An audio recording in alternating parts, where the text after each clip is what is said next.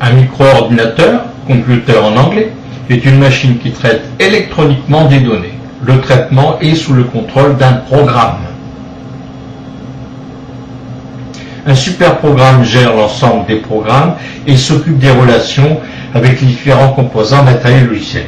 C'est le système d'exploitation, Operating System en anglais, et l'acronyme c'est OS. Quelques systèmes d'exploitation. Microsoft Windows, un des systèmes d'exploitation les plus utilisés dans le monde.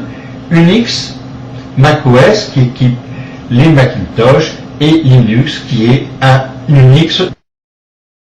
Ce qu'on appelle l'unité centrale est composé de différents éléments, dont le microprocesseur qui est un point central, il peut en avoir un ou plusieurs, les mémoires qui sont de différents types, la mémoire morte, ROM, Read Only Memory, à disposition du constructeur de l'ordinateur, la mémoire vive qui s'appelle aussi RAM, pour Random Access Memory, on y stockera les programmes et les données par intermédiaire des programmes et des systèmes d'exploitation, la mémoire cache qui est une mémoire qui est liée au processeur, les différentes mémoires magnétiques que sont les disquettes, les disques durs, etc.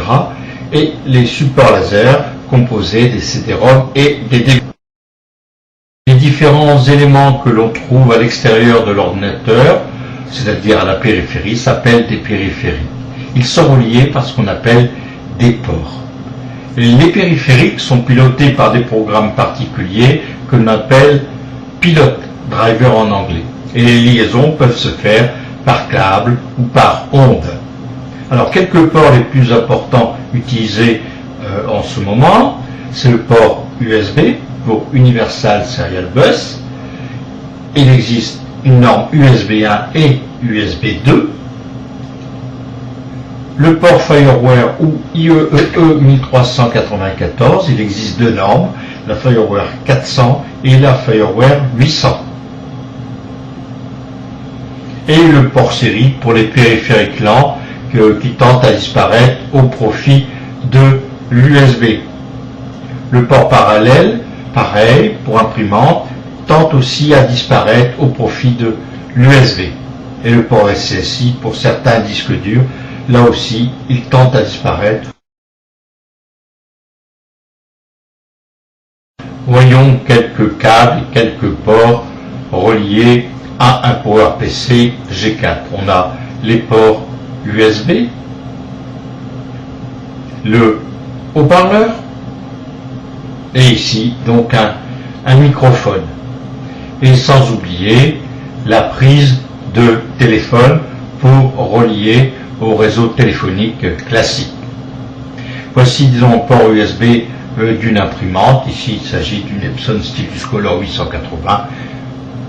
Alors ici sur ce PowerPC G4 on y trouve deux ports Fireware et un port réseau Ethernet pour brancher le réseau. Voyons maintenant quelques ports sur un portable iBook 12 pouces. On a un port modem, un port réseau, un port Fireware, deux ports USB, la possibilité de mettre un écran externe et d'y mettre un casque. Voyons maintenant les principaux ports sur un portable PC. On a le réseau, l'USB, clavier, S-Vidéo et la possibilité de mettre un écran externe. Voilà. On y trouve aussi dans cet ordinateur un port série et un port parallèle. Port parallèle pour y brancher une imprimante parallèle. Donc le port parallèle, c'est ce que l'on trouve ici sur une imprimante, dans le cas présent une Epson Stylus Color 880, qui est une imprimante USB et parallèle.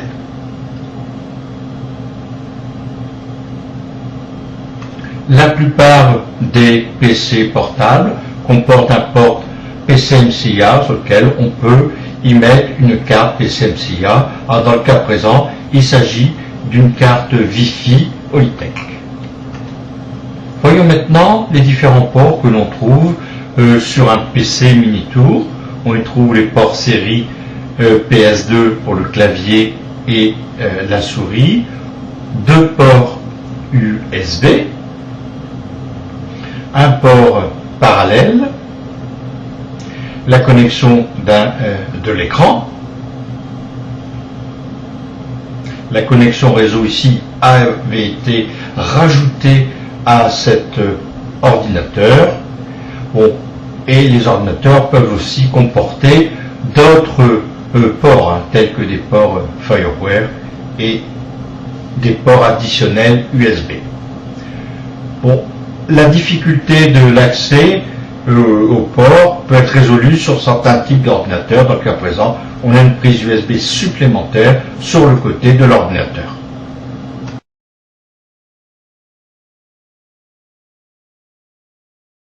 Les touches du clavier sont disposées comme sur une machine à écrire, avec des touches additionnelles telles que les touches de fonction, les flèches, le pavé numérique.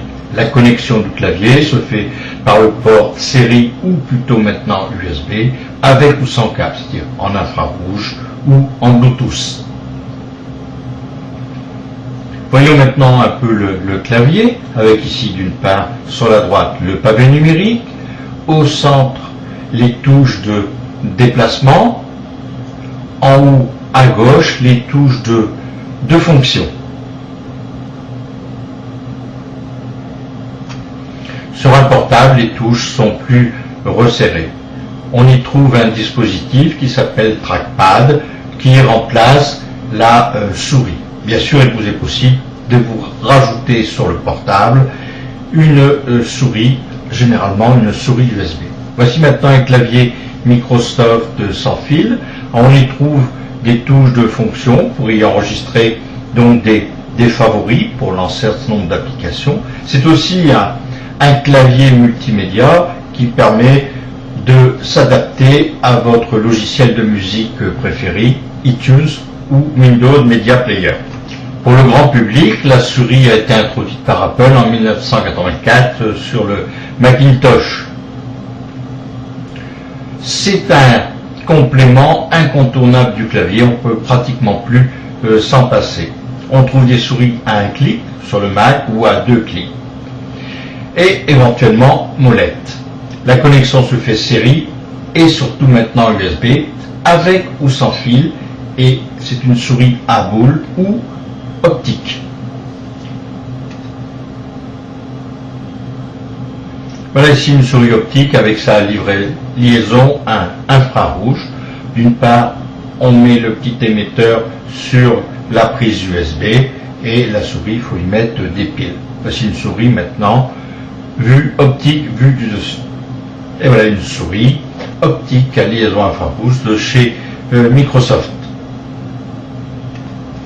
3 verbes sont associés à la souris: pointer, cliquer et faire glisser.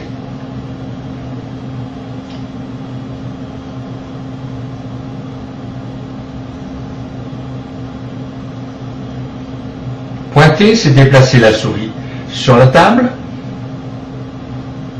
Cliquez, vous appuyez et vous relâchez le bouton unique ou le bouton gauche ou le bouton droit de la souris. Faire glisser, vous appuyez sur le bouton sans le lâcher et vous déplacez la souris en déplaçant les objets sélectionnés. Je pointe, je clique. Voilà, j'appuie sur le petit rectangle et il peut se passer quelque chose.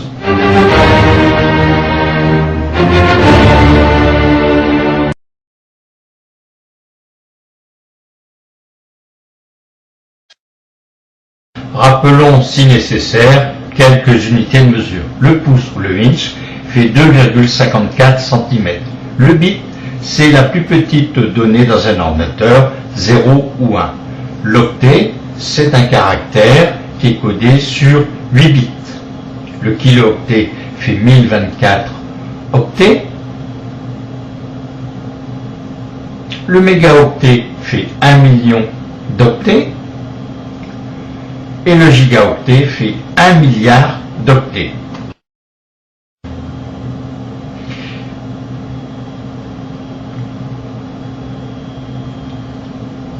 La disquette a été le premier support pour stocker des programmes ou des données. C'est un support souple mais fragile.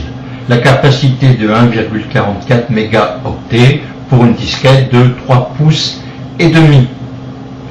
Elle tend à disparaître au profit du CD-ROM ou de la clé USB. Voici l'intérieur d'une disquette qui montre le disque souple et donc fragile.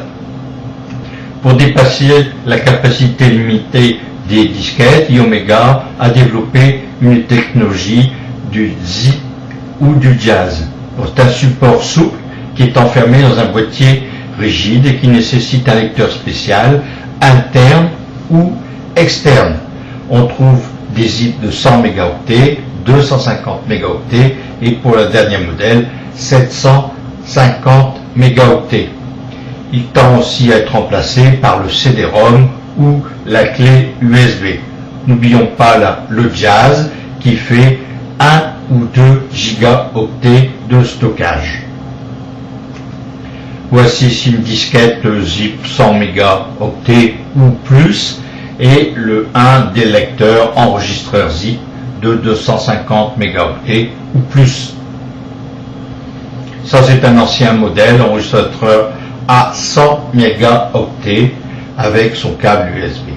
Il y a deux types de clés USB, les clés USB 1 pour le plus ancien et les clés USB 2 dont la capacité varie entre 64 mégaoctets à 1 gigaoctet.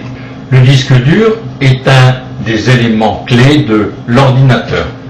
C'est un ou plusieurs plateaux rigides qui sont enfermés dans un boîtier étanche. On y stocke les programmes et les données. Les capacités courantes varient entre 20 Go et 120 Go ou plus. On trouve même maintenant des disques de 1 téraoctet, c'est-à-dire 1000 milliards d'octets.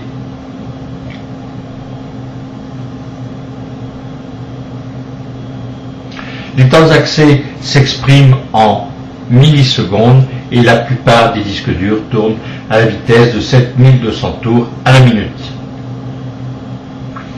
Les disques durs vont fonctionner selon différents standards IDE, EIDE, ATA, SAIALATA, UltraDMA, etc. La connexion des disques externes se fait par des câbles USB, Firewire ou SCSI. Voici un disque dur interne.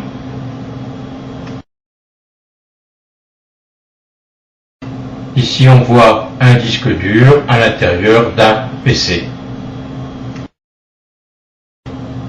Si la capacité de vos disques internes ne suffit pas, vous pouvez ajouter des disques externes, USB ou Firewire. Il en existe de différents types, y compris des petits disques que l'on peut mettre sur des ordinateurs portables auto-alimentés.